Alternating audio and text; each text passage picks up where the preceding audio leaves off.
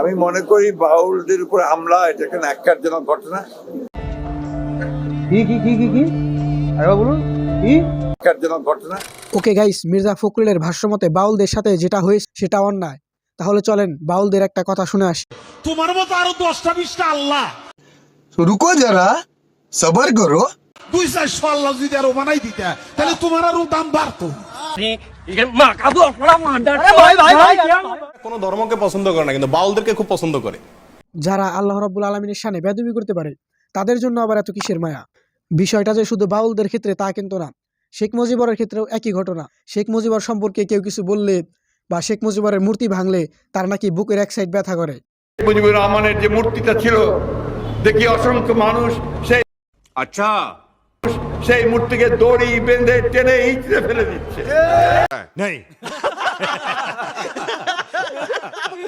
আবার মানুষের মুখে মুখে শুনি সে নাকি হৃদয়বান ব্যক্তি।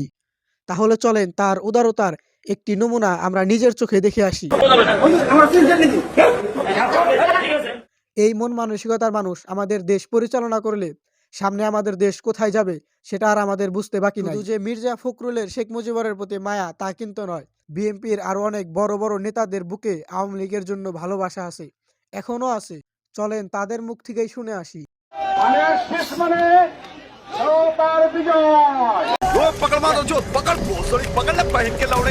আর এই কথাগুলো কিন্তু শুধু নেতারাই বলে না, জনগণও বলে। চলেন শুনে আসি। কোন দিনে ভোটটা কাক দিবেন? क्या बोला?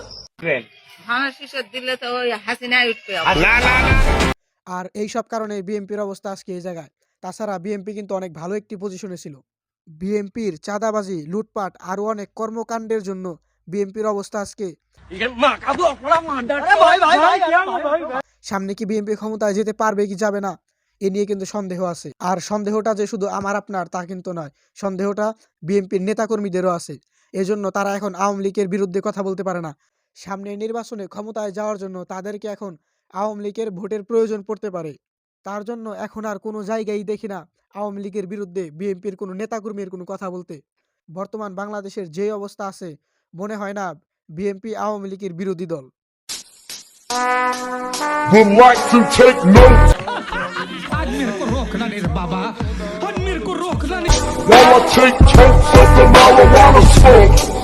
চলেন তাহলে আপনাদেরকে একটা হাইব্রিড ছাগলের বাচ্চার সাথে পরিচয় করায় দেই, যার নামে শুরুতে গালি না দিলেই নয়। আমি কিন্তু হিন্দু না মুসলমান। कैसा लगा मेरा मजाक? সব কথার শেষ কথা, নৌকা আর ধানের শীষ, দুই সাপের একই বিষ।